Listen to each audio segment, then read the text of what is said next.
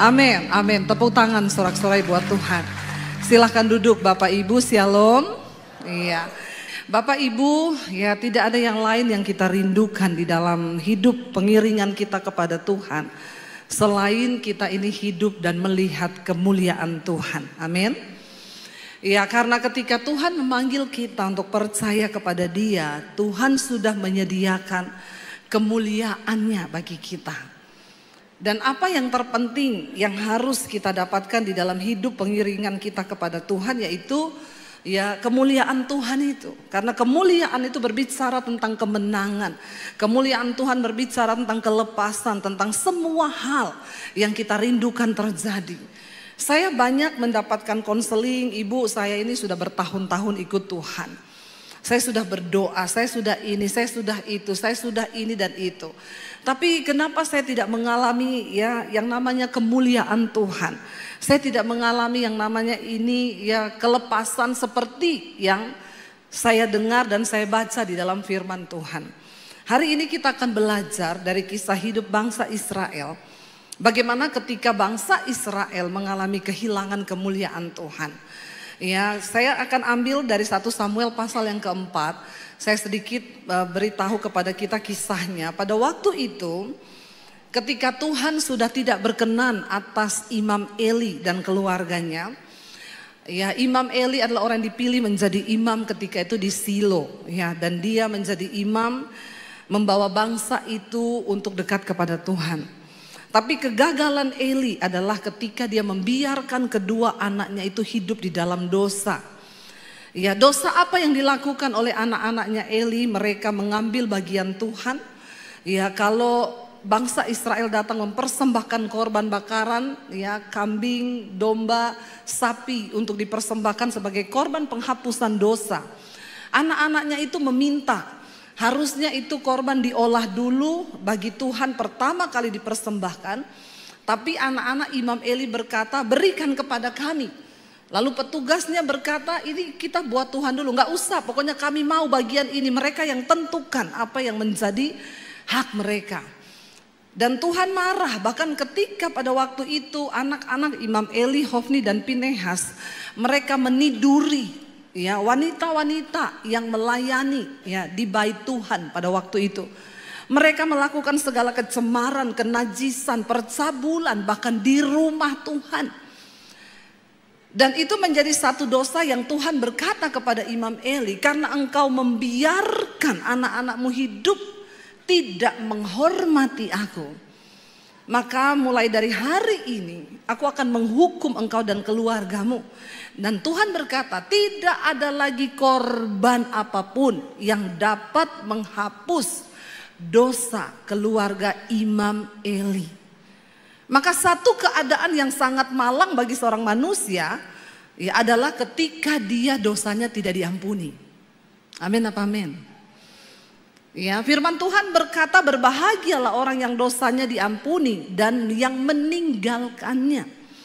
Ya, tetapi terkutuklah orang yang dosanya bahkan tidak diampuni. Tuhan berkata, tidak ada lagi korban yang bisa menghapus dosa dari Imam Eli dan keluarganya.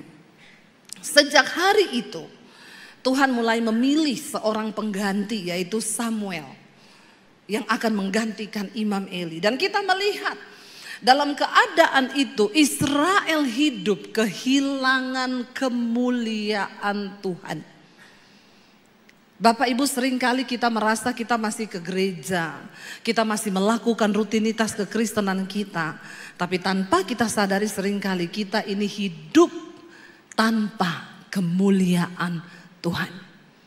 Waktu engkau hidup dalam kemuliaan Tuhan, semua orang akan melihat, wow, dia sungguh orang yang disertai Tuhan. Amin. Karena kita adalah suratan Kristus yang terbuka, yang hidup kita harusnya dapat dibaca oleh semua orang. Apa yang terjadi ketika kemuliaan Tuhan meninggalkan bangsa Israel? Mari kita lihat 1 Samuel pasal yang keempat.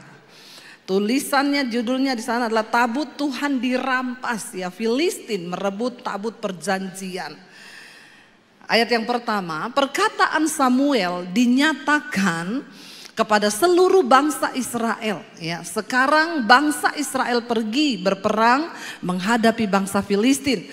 Mereka berkemah di samping di samping Ebenezer, dan bangsa Filistin berkemah di Afek. Ayat yang kedua, baca sama-sama ya supaya saudara tidak nganggur. Jadi saya juga ada temennya. Nanti kalau nganggur tidur. Orang itu kalau kebanyakan nganggur bahaya. Amin. Ya supaya saudara aktif juga. Saya tahu nih banyak yang gak baca Alkitab di rumah. Jadi baca Alkitab di gereja. Yuk baca bersama 1, 2, 3. Bangsa Filistin mengatur posisi barisan mereka untuk menghadapi Israel. Pada saat terjadi pertempuran, bangsa Israel terpukul kalah oleh bangsa Filistin. Mereka menewaskan kira-kira 4.000 orang dari pasukan Israel di medan pertempuran. Israel kalah atau menang? Berapa ribu orang yang tewas? 4.000. Kalah. Israel kalah terhadap orang Filistin. Ayat yang berikutnya, lalu orang-orang itu masuk ke dalam kemah dan berkata para tua-tua Israel, mengapa hari ini Yahweh membuat kita kalah di hadapan bangsa Filistin? Marilah kita membawa tabut perjanjian Yahweh dari Silo ke tengah-tengah kita, agar tabut itu dapat menyelamatkan kita dari musuh-musuh kita. Ketika mereka kalah terpukul 4.000 orang mati, bangsa Israel berpikir, loh kan ada tabut. Tabut berbicara tentang kemuliaan Tuhan. Tabut itu berbicara tentang kehadiran Tuhan. Tabut itu berbicara tentang kemenangan. Tabut itu berbicara tentang kuasa Tuhan yang dahsyat. Kenapa kita nggak ambil tabut itu, lalu kita bawa ke tengah-tengah tempat pertempuran? Mereka percaya kalau tabut itu ada bersama-sama dengan mereka, maka mereka akan mengalami kemuliaan, yaitu kemenangan di medan pertempuran. Apa yang terjadi? Kita lanjutkan ayat yang kelima. Ayat yang keempat ya. Ayat yang keempat. Lalu baca bersama, bangsa itu mengutus orang ke Silo supaya mereka mengambil dari sana tabut perjanjian Yahweh Sabot itu. Yahweh semesta alam yang berdiam di antara kerub-kerub. Kedua anak laki-laki Eli, yaitu Hofni dan Pinehas, ada di sana bersama tabut perjanjian Elohim itu. Hofni dan Pinehas ada di sana. Mereka tahu tabut itu di sana dan mereka mengizinkan tabut itu dibawa pergi. Padahal mereka tahu tidak sembarangan untuk membawa tabut itu pergi dari sana.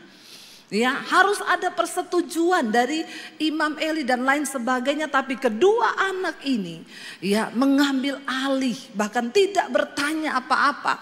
Mereka membawa tabut itu. Ayat yang kelima berkata, ketika tabut perjanjian Yahweh itu masuk ke dalam perkemahan, seluruh orang Israel bersorak dengan nyaring sampai bumi bergoncang. Wow enggak? Wow. Kenapa mereka bersorak dengan nyaring? Karena mereka berpikir, wow, kemenangan besar akan terjadi. Waktu tabut itu ada, kemuliaan Tuhan datang, maka kita pasti akan menang. Lalu mereka bersorak-sorai sampai bumi bergoncang. Saudara pernah bersorak sampai bumi bergoncang? Rumahmu aja lah, kamarmu aja bergoncang ada? Tapi kayaknya ini teriakan dahsyat banget ya. Sampai membuat bumi bergoncang. Ya, dan apa yang terjadi ketika teriakan besar itu, ketika sorak-sorai itu terjadi, bahkan apa yang saya dapat di sini, saudara, teriakanmu, sorak-sorakmu, sekalipun membuat bumi bergoncang, belum tentu itu menggoncangkan hati Tuhan. Amin. Ya, jangan cuma hebat di gereja waktu nyanyi, kita nyanyi dengan luar biasa. Kita buat iblis gemetar. Ya. Sampai di rumah iblis buat kita gemetar. Ya, itu yang banyak saya lihat sih dari orang Kristen. Ya. Bukan soal lompat-lompatmu seperti apa. Sekalipun bumi bergoncang karena teriakanmu, belum tentu hati Tuhan tersentuh. Bangsa Israel bersorak-sorai karena tabut itu datang. Tapi mereka tidak sadar bahwa kemuliaan Tuhan sudah tidak ada bersama-sama dengan mereka. Mereka nggak sadar bahwa kemuliaan Tuhan nggak tinggal lagi dengan mereka. Kita lihat ayat yang berikutnya berkata begini. Bangsa Filistin mendengar keributan dari teriakan itu dan berkata, apakah arti keributan dari teriakan dahsyat di perkemahan orang-orang Ibrani itu? Lalu mereka mengetahui bahwa tabut Yahweh telah datang ke dalam perkemahan itu. Orang Filistin penasaran. Apa yang membuat mereka bersorak begitu hebat? Setelah diselidiki, oh ternyata tabut Tuhan sudah dibawa ke perkemahan Israel di medan pertempuran. Lalu apa yang terjadi ketika orang Filistin tahu bahwa tabut itu dibawa? Baca bersama ayat 7. Bangsa Filistin menjadi takut. Takut. Bahkan musuh-musuh Israel pun gemetar. Ketika mereka mendengar tentang tabut Tuhan yang dibawa. Karena mereka tahu bahwa tabut itulah yang sudah membuat banyak mujizat besar di antara orang Israel. Mereka tahu ketika Tuhan hadir, maka sesuatu itu pasti terjadi. Mereka tahu bahwa ketika Tuhan yang semesta alam itu ada di pihak Israel, maka mereka nggak bisa berbuat apa-apa. Dikatakan di sana mereka berkata, mereka menjadi takut. Mereka berkata, Elohim telah datang ke dalam perkemahan itu. Lalu mereka juga berkata, celakalah kita, sebab belum pernah ada yang seperti itu sebelumnya. Mereka sangat tahu tidak ada Tuhan yang seperti Tuhannya orang Israel. Tidak ada kuasa lain yang sebelumnya pernah terjadi di tengah-tengah orang Israel. Bagaimana ketika kemuliaan Tuhan itu hadir, sesuatu yang luar biasa pasti terjadi. Kita lihat ayat yang ke-8, ayat yang ke-9, ayat yang ke-8 berkata, celakalah kita. Orang Filistin bilang, sudah celaka kita pasti. Siapakah yang akan melepaskan kita dari tangan Elohim yang hebat itu? Itulah Elohim yang telah menghajar bangsa Mesir dengan setiap tulah di padang gurun. Mereka mendengar apa yang dilakukan oleh Tuhan ketika Tuhan hendak membebaskan umatnya bangsa Israel. Tulah demi tulah terjadi. Mereka juga tahu bahwa Tuhan yang sama yang menyertai bangsa itu yang sudah membelah laut. Sehingga pasukan Fir'aun mati semua tenggelam di laut itu. Mereka juga tahu Tuhan yang sama itu, Tuhan yang berjalan bersama-sama bangsa Israel, yang memberi tiang awan ketika panas terik itu datang. Mereka juga tahu Tuhan itu yang memberi sinar, memberi tiang api di tengah malam kegelapan di padang gurun. Mereka tahu Tuhan yang sama, Elohim itu yang sudah menurunkan mana dari sorga. Itulah kemuliaan Tuhan. Itulah kedahsyatan Tuhan. Biar musuh-musuhmu, biar orang lain melihat bahwa hidupmu itu disertai Tuhan. Sehingga mereka akan berkata, wow, sungguh Tuhan yang dia sembah itu Tuhan yang dahsyat. Karena itu jangan biarkan kemuliaan itu hilang dari hidupmu. Kita akan lihat bersama apa yang terjadi. Bangsa Filistin takut, gemetar melihat Elohim datang bersama-sama orang Israel. Lalu mereka berkata begini, kuatkanlah dirimu. Orang Filistin, dia bilang, kuatkanlah dirimu dan bertindaklah berani seperti seorang laki-laki. Memang laki-laki itu harusnya berani. Amin bapak-bapak. Di sini nggak ada laki-laki yang penakut kan? Kalau kau penakut sebagai laki-laki, berhenti jadi laki-laki. Terus jadi apa bu? Cucok meong. Jangan jadi cucok meong ya.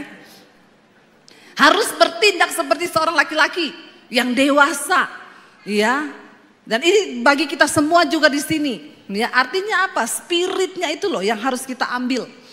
Walaupun kita wanita, kita harus bertindak seperti seorang laki-laki ketika di dalam perjuangan iman. Artinya apa? Laki-laki itu ya lambang dari kekuatan, kedewasaan, Tapi ada yang bilang, Bu, suami saya itu nggak dewasa-dewasa. Memang susah mengukur kedewasaan laki-laki. Kecuali ketika dia ada di tukang potong rambut. Kalau dia bayarnya 50.000 itu berarti dia laki-laki dewasa. Karena ada tulisannya dewasa 50.000, anak-anak 25.000. Ya, hanya di situ saja kelihatan kedewasaan laki-laki itu. Waktu dia bayar potong rambut. Tapi di sini tidak, semua laki-lakinya dewasa, amin. Haleluya. Kok aminnya kurang mantap gitu ya. Ya, laki-laki yang dewasa itu menjadi imam yang benar bagi rumah tangganya. Suami yang benar bagi keluarganya. Yang berdiri teguh di dalam firman. Amin Bapak-bapak. Itu adalah tanggung jawabmu. Ya, harus bawa istri dan anak-anakmu takut Tuhan. Kalau engkau saja sebagai seorang imam sudah tidak berdiri benar, maka rumah tanggamu pasti goyang. Orang Filistin berkata, jangan takut, kuatkanlah dirimu. Bertindaklah sebagai seorang laki-laki. Hai orang-orang Filistin, supaya kamu tidak menjadi budak orang-orang Ibrani itu. Sebagaimana dahulu mereka adalah budak-budakmu. Kamu harus memberanikan diri dan berperanglah. Satu yang membuat orang Filistin menjadi semangat. Mereka bilang, jangan sampai kamu kalah dan kamu akan jadi budak. Menjadi budak itu tidak enak. Demikian juga menjadi budak dosa itu tidak enak. Ada banyak orang Kristen yang hidup sebagai budak dosa. Setiap hari dia jatuh dalam dosa yang sama, engkau sedang diperbudak. Hari ini apapun yang memperbudak hidupmu, lepaskan di dalam nama Yesus. Ada orang yang berkata, Bu, saya sukanya selingkuh, Bu. Tapi saya tahu itu dosa, Bu. Tapi saya mau lepas, nggak bisa-bisa ya, Bu. Saya bilang, ya kamu mau lepas, kamu udah tahu. Itu sama dengan orang bilang gini, saya ini tiap hari jatuh di got, Bu. Tapi saya bingung ya jatuh terus, kenapa? Soalnya saya mainnya deket got. Nanti kalau jatuh di got, yang salah siapa? Got. Ya, kayak ada bapak-bapak di Sulawesi. Istrinya bilang, kalau kau pulang gereja, kau jangan habiskan itu anggur perjamuan, nanti kau mabuk lagi. Dia bilang tidak, nanti kau jatuh di got, saya malu tahu. Setiap kali kamu pulang gereja, kamu mabuk, kamu jatuh di got. Nanti orang datang panggil, Bu itu loh suaminya di got. Dia bilang, saya malu. Suaminya bilang, tenang, saya sudah hafal di mana itu got. Jadi saya tidak mungkin jatuh di got. Ya, bener. Besoknya pulang gereja orang datang, Bu, suamimu jatuh di got. Dia datang ambil suaminya. Saya kan sudah bilang, Pak, saya itu malu kau jatuh di got terus karena mabok. Keluar kau. Dia bilang, kemarin tidak ada got di sini. Kenapa? Ada got. Siapa yang pindahin nih got ke sini? Nah, yang salah got. Orang itu kalau diperbudak dosa, ya selalu dia salahin orang. Ya, jangan engkau mau diperbudak. Satu-satunya alasan yang membuat bangsa Filistin maju dengan keberanian yang kokoh, karena di otaknya mereka tidak mau diperbudak. Mereka nggak mau jadi budaknya orang Israel. Apa yang terjadi Bapak Ibu? Alkitab berkata, baca bersama ayat yang ke-10. Lalu berperanglah bangsa Filistin itu dan bangsa Israel menang atau kalah? Alkitab berkata dengan jelas di sana, bangsa Israel terpukul kalah. Dan mereka masing-masing berlari ke kemahnya. Terjadilah apa? Pembantaian yang besar. Sebab ada berapa yang mati? Ada 30.000 orang dari pasukan bangsa Israel yang gugur. Sebelum mereka berperang membawa tabut perjanjian, berapa yang mati? 4.000. Setelah mereka membawa tabut perjanjian, menang atau kalah? Yang mati berapa? Berlipat kali ganda yang mati. Lalu mereka bertanya, di mana kemuliaan Tuhan itu? Bukankah kami sudah membawa lambang dari kehadiran Tuhan di tengah kami? Bapak Ibu, Tuhan itu tidak bisa direkayasa. Mari engkau punya pemahaman yang benar akan firman Tuhan. Kenapa saya selalu berkata, jangan engkau suka titip-titip doa. Engkau harus datang sendiri kepada Tuhan, engkau harus bertemu Tuhan supaya engkau memiliki pengalaman pribadi dengan Tuhan. Tapi ada banyak orang Kristen tuh yang gak ngerti. Saya ditelepon Bu Debi, saya itu ada beli rumah baru di kawasan elit. Ibu bisa nggak doakan rumah saya sebelum saya tempati dengan keluarga? Nanti saya kasih alamatnya, nanti saya antar kuncinya ke rumah ibu berserta dengan amplop persembahannya. Tapi saya nggak ada Bu, ibu aja pergi ke sana. Dalam hati saya bilang, Pret. Dia pikir ketika dia utus pendeta datang berdoa buat rumahnya, lalu rumah itu akan diberkati dan setannya pergi.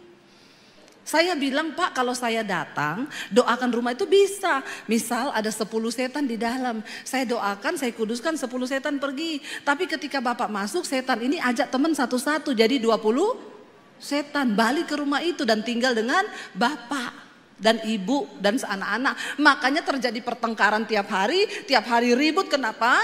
Lalu ngomong, lo dulu didoakan pendeta Debbie, kenapa jadi malah tambah banyak setannya? Saya bilang saya tidak akan berdoa. Biar Bapak kirim amplop tebel, maaf ya Bapak Ibu. Jangan kau pikir pendeta itu ya cuma mau terima amplop. Emang saya pendeta apaan? Pret. Kalau ada pendeta yang mau begitu, sudah jangan percaya lagi sama itu pendeta. Jangan percaya itu pendeta abal-abal tuh. Suruh doakan rumah kosong mau. Nggak ada orangnya, yang penting dapat amplop, Pret. Ajarkan kepada umat itu pengajaran yang benar. Amin. Saya bilang Bapak Ibu harus ada di rumah itu. Nanti Bapak Ibu yang doa pengurapan, saya cuma berdoa. Supaya apa? Waktu Bapak Ibu yang berdoa, setannya pergi. Bapak Ibu tinggal, setannya juga takut karena dia bilang ini dulu yang berdoa. Dia orang yang beriman.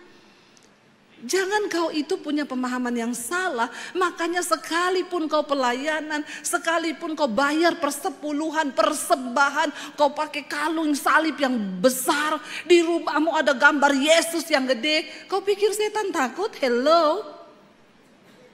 Bangsa Israel berpikir dengan mereka membawa tabut perjanjian, maka Tuhan akan berpihak kepada mereka. Tuhan bukan Tuhan yang bisa direkayasa. Saya ada masalah Bu, saya baca doa Bapa Kami 100 kali. Dia kira setelah dia berdoa Bapa Kami 100 kali, yang ada Tuhan tuh enggak tergerak hatinya. Mulutmu berbusa, iya. Karena kau baca doa Bapa Kami 100 kali. Bangsa Israel bersorak karena tabut itu datang. Bahkan bumi gemetar karena sorak-sorak mereka. Tapi Tuhan gak ada di sana. Tuhan gak hadir di situ. Saudara mau buat ucapan syukur di rumahmu, engkau mau datangkan pendeta besar, pendeta hebat, bukan itu persoalannya. Apakah hati dan hidupmu itu benar-benar menghormati Tuhan? Apakah engkau menghormati kekudusannya? Apakah engkau hidup menghormati Tuhan dan dosa-dosa engkau buang dari hidupmu? Sekarang ini terlalu banyak orang yang bermain-main. Berapa banyak orang melayani Tuhan di mimbar, tapi mereka mencemarkan mimbar seperti anak-anaknya Hofni dan Pinehas, anaknya Eli. Mereka melakukan kenajisan, mereka tidur dengan perempuan-perempuan. Maka saya berkata, hello, engkau para pelayan mimbar, kita bukan gagah-gagahan di sini, ditampilkan di sini, nyanyi-nyanyi, keluar di YouTube, keluar di mana. Kalau hidupmu tidak dalam kemuliaan Tuhan, engkau hidup bersinah, engkau hidup dalam kenajisan, engkau melakukan percabulan. Banyak sekarang para WL, selingkuh, singers, pemain musik, hidup mereka nggak benar. Di sini nggak ada yang ngaku. Tapi mari kita kuduskan hidup kita. Amin. Supaya pelayanan kita tuh juga berdampak. Supaya apa yang kita sampaikan itu bisa diterima oleh orang. Hamba Tuhan kalau hidupmu sendiri di luar kemuliaan, maka pelayananmu tuh omong kosong. Sekalipun engkau berkhotbah itu tidak akan masuk ke dalam hatinya orang yang mendengar. Sebab engkau sendiri tidak menjadi pelaku-pelaku dari firman Tuhan. Itu yang terjadi. Saya diundang satu keluarga kaya, Bu, anak saya mau balik ke Amerika. Mereka kuliah di Amerika, sekolah. Jadi Ibu tolong doakan urapi mereka. Besok jam 8 pagi kalau bisa Ibu datang ke rumah kami. Saya bilang, ya saya mau datang asal ada bapaknya dan ibunya di situ. Mamahnya bilang, oh saya pasti ada, Bu, tapi suami saya nggak tahu ya. Kayaknya dia nggak bisa, Bu, karena dia tuh sibuk. Bisnis, ada meeting, ada kepiting. Ada ini, ada itu. Oh, Bapak kerja terus sibuk ya? Iya. Terus ngundang saya kenapa? Ya supaya anak kami diberkati. Dia pikir kalau didoakan pendeta terus anaknya itu diberkati.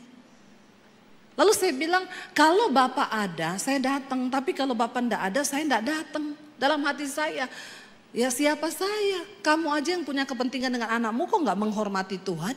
Kok kamu suruh saya datang? Walaupun amplopmu tebel.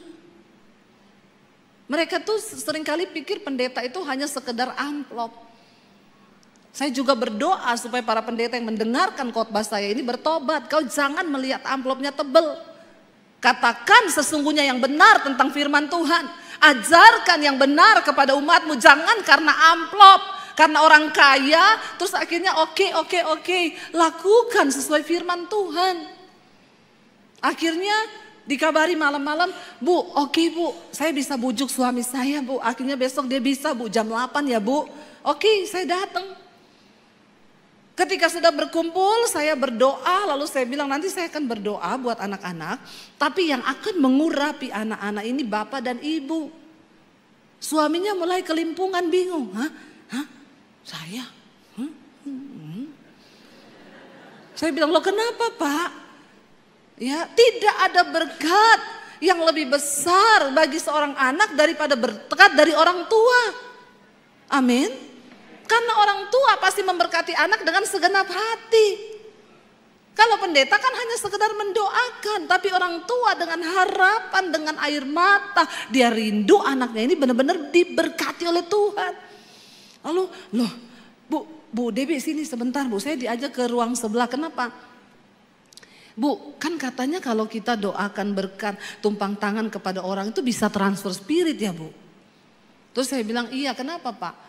Lah nanti saya kalau doakan anak-anak saya bisa transfer spirit. Emang Bapak ada roh apa ya? Kok takut anaknya transfer spirit? Emang spirit apa yang ada dalam Bapak? Terus ya kan bukan gitu ya Bu. Maksudnya kalau saya ada dosa ya nanti ya emang dosa apa yang ada sama Bapak? Ini yang saya suka saudara. Ya, kenapa saya panggil? Karena saya tahu yang begini-begini ini. Kenapa Pak? Ada dosa apa? Mending Bapak sekarang bertobat. Saya kasih Bapak waktu beberapa saat. Supaya Bapak bertobat dulu. Setelah Bapak bertobat, minta ampun sama Tuhan. Kuduskan tanganmu, kuduskan hatimu dan hidupmu. Lalu engkau lepaskan berkat buat anak-anakmu. Terus, oh iya Bu, sebentar ya Bu. Ya udah dia masuk ke kamar mandi. Biar dia bertemu Tuhan di kamar mandi. Bapak-bapak, enggak ada berkat yang lebih besar bagi anak cucumu selain berkat dari hidupmu. Makanya engkau harus hidup dalam pertobatan, amin. Akhirnya dia keluar masih tanya lagi, jadi saya ya Bu? Iya jadi Bapak. Ya udah akhirnya dia doakan anak-anaknya. Itu yang benar. Jangan engkau pikir ketika engkau panggil pendeta hebat, terus anakmu diberkati gitu. Tuhan tuh gak bisa direkayasa. Tuhan tuh gak bisa main-main. Kau pikir kau bisa sogok Tuhan? Gak bisa. Karena persembahan hidup, pertobatan itu yang lebih menyenangkan hati Tuhan. Itu yang lebih membuat Tuhan tuh bergetar. Bangsa Israel berpikir ketika mereka membawa tabut itu maka mereka akan mengalami kemenangan. Ayat yang ke-11 baca bersama dikatakan di sana, tabut Elohim akhirnya dirampas. Bahkan juga kedua anak laki-laki Eli tewas, yakni Hofni dan Pinehas. Tuhan sudah berfirman kepada Imam Eli lewat Samuel, karena engkau tidak bertobat, maka anakmu berdua akan mati, engkau pun akan mati di hari yang sama. Dan tidak akan ada lagi kakek di dalam keturunanmu, karena kamu semua akan mati. Dan benar terjadi. Ayat yang ke-12, seorang dari suku Benyamin lari dari barisan pertempuran. Orang itu lari, ya, dan dia datang ke Silo pada hari itu juga. Pakaiannya terkoyak-koyak dan debu tanah di atas kepalanya. Ini orang lari dari medan pertempuran memberi kabar kepada Eli. Ketika ia datang, Eli sedang duduk di kursi di tepi jalan sambil menunggu, mengamat-amati, hatinya sangat gelisah. Karena apa? Tabut itu dibawa lari oleh anaknya pergi ke medan pertempuran. Hatinya gelisah karena tabut Elohim itu. Dan ketika orang itu masuk ke dalam kota, ia memberi laporan. Lalu seluruh kota itu menjerit, mendengar cerita bahwa tabut Tuhan dirampas. Hofni dan Pinehas mati di medan pertempuran. Penduduknya menjerit, bukan lagi bersorak, ya, tapi menjerit. Ayat yang ke-14 berkata, ya, ayat yang ke-14, saat Eli mendengar kegaduhan dari teriakan itu, ia berkata, suara gaduh itu kegemparan, apakah itu? Ya, orang itu pun bergegas dan datang segera memberi laporan kepada Eli. Ayat 15 di sana dikatakan, Eli telah berumur 98 tahun dan matanya telah rabun sehingga ia tidak dapat melihat, udah buta Eli. Orang itu pun berkata kepada Eli, akulah datang dari barisan tempur itu dan hari ini aku telah melarikan diri dari barisan tempur. Eli berkata, apa yang telah terjadi di sana anakku? Ayat yang ke-17, pembawa kabar itu menjawab dan berkata, Israel telah melarikan diri dari hadapan bangsa Filistin dan di sana juga telah terjadi pembantaian yang besar-besaran di antara rakyat. Kedua anakmu juga telah mati, yakni Hofni dan Pinehas, dan tabut Elohim telah dirampas. Lalu dikatakan ketika ia menyebutkan tentang tabut Elohim itu dirampas, Eli terjatuh ke belakang dari tempat duduknya di pinggir pintu gerbang, lehernya patah dan ia pun mati pada hari yang sama dengan kedua anaknya itu yang mati. Karena orang itu telah tua dan gendut berat, makanya jangan gendut-gendut. Eli telah menjadi hakim atas Israel selama 40 tahun. Tragis matinya. Dan ayat yang berikutnya berkata, waktu itu menantu perempuannya, istri dari Pinehas sedang hamil tua dan hampir melahirkan. Ia mendengar kabar tentang tabut Elohim itu yang telah dirampas dan mendengar bahwa ayah mertuanya serta suaminya mati. Telah mati semua. Lalu ia membungkuk dan bersalin karena memang waktu melahirkan telah tiba. Saat itu juga melahirkan istrinya Pinehas. Dan ayat yang berikutnya berkata, menjelang saat kematiannya, mati juga dia habis melahirkan. Wanita-wanita yang berdiri di sampingnya berkata kepadanya, jangan takut, engkau telah melahirkan seorang anak laki-laki. Tetapi ia tidak menjawab, bahkan tidak memperhatikannya. Lalu ia menamai anak itu Ikabod sambil berkata, kemuliaan Tuhan meninggalkan Israel. Sebab tabut Elohim telah dirampas dan karena ayah mertuanya serta suaminya telah tiada. Tragis apa yang menimpa bangsa Israel. Ikabod, kemuliaan Tuhan telah meninggalkan. Mari kita berdoa Bapak Ibu. Sebagai orang percaya, anak-anak Tuhan. Mari hidup takut dan hormat akan Tuhan. Tuhan tidak bisa direkayasa. Dia melihat hatimu, dia melihat hidupmu. Kita yang sungguh-sungguh takut akan Tuhan. Mari kita hormati Tuhan. Mari kita mau berkata, Tuhan, kami mau meninggalkan apa yang ada di belakang kami. Dan kami mau mengarahkan hidup kami kepada apa yang di depan. Kita mau katakan di hadapan Tuhan. Kami mau tinggalkan hidup lama kami Tuhan. Kami mau sungguh-sungguh hidup dalam hidup yang baru bersama Engkau. Terima kasih Bapa.